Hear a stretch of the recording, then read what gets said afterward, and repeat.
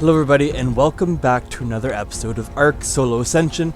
I'm Half-Eaten Pizza and today we are getting close to taking on this map's boss. Now we'll do a quick overview here of what we have. As you can see, I've been busy with the breeding. Take a minute for us to land and let's throw this back on. As you can see, I have a bunch of Rexes bred up and leveled. I don't have them healed yet, as I am starting to have a food shortage. As well as that, I still have one left to level, this one here. So I figured I'd give you guys a quick view of how I do the leveling. I probably won't level this one fully that way. It just takes a while. I guess it is a lot faster than the alternatives, but we do have a few other things that I want to do because we have, I believe, 9 more saddles to craft. Our saddles require quite a bit of hide. I think about 4,000 hide per saddle. And, I don't know, 700 metal. There's a lot of resources needed for it, right? So, let's see. Some of these will go. Too hot. Still too hot. Okay, that'll be fine. So there we go. Depending on the weather on the Ark, especially in this section, it can sometimes get too hot, too cold. So what I do is I drop down all of these guys here, like that. Once they start hatching, I get onto our Rex. Now this is one of our Rexes. As you can see, we have 6 levels. I like to get it up to about the 250 mark. A couple of them I leveled past it by dropping a few extra eggs. And what I've done for the levels, half of them I've put to 50,000 health, and half of them I've put to about 40,000, and dishing the rest of those stats into melee. One of them, the leader one there, I've got up to 70,000 health, a little bit less on the melee, a little bit higher on the a couple of the other stats. And this is exactly what we're going to do. I'm going to wait for them to hatch. I'm just going to start chopping.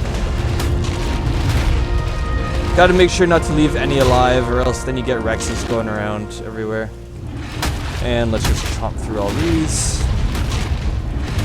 Boom, boom, boom. There we go. And that's a good chunk of the Rexes dead. As you can see, we get about the 50-ish levels. So I'll create this one like I do the rest of them, over 40,000. And then let's crank up the melee. Right, boom. And that's about, yeah, you see, we're at about the 250 mark. So these are the general stats we'll be taking in with us. But there is something we're missing, and we need hide. So I figured, just to give you guys an idea of how strong these Rexes are, we're going to take one out with us. As you can see, half of them have saddles, or just over half of them should have saddles. So we're going to head out. We're going to collect up a bunch of hide. I have a couple thousand more metal smelting up. I just came back from doing a bunch of metal runs using our wyverns and our dodic. But I figured let's give these guys a test of what they can do. I know the chickens can't really prove that for us. Oh, we're hungry. Okay, well, as you see, we dish out a lot of damage. I'm gonna have to deal with that food issue, but I want to go around. We can probably ignore it for a while. I have a whip. We can gather up some berries if we want to. But yeah, I chose to use the Rex to do this because of the high melee stat. It'll be a lot easier for us to gather up the hide, because it does scale off. See, look at that. We get 150 something there. It does scale off of our melee damage, right? So yes, our wyverns are technically stronger, but the percentage based off of that is lower than what we have on our Rex. The best would be our Thyla, but our Thyla's level is fairly low still, so it's still not ideal. I do think if we're trying to min-max, this is the creature to do it. But we just have to dump a bunch of other stuff as we go. This is getting annoying, the whole starving noise thing. So I will run over here and just gather up a bunch of berries. This whip does have like 220%, so we should be able to gather up quite a bit. There we go. That should be enough. I'll get back on the Rex so that nothing tries to kill us. And feed myself some berries for now. I guess I should have refilled my water as well, but whatever. That's not really the goal of this episode. The goal of this episode is to gather hide. So, we're going to run over, we're going to kill the Relatops, we're going to kill most things here that are worth it. I'm going to skip the creatures that are not really worth it. Let's see, how much does this guy give us? Yeah, 300. Oh, I don't really want to fight that, but I might not have the health to fight this.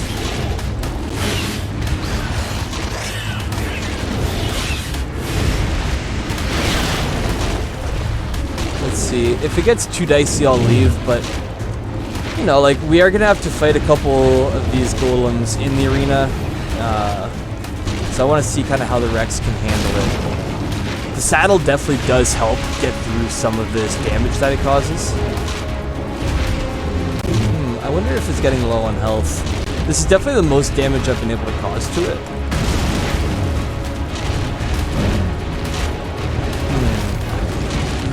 It doesn't look as if it's taking any damage, which is concerning, as... Alright, so I am going to have to try to bail out of here. Can't really move that quickly, so I'm just going to walk casually. We are luckily faster than it.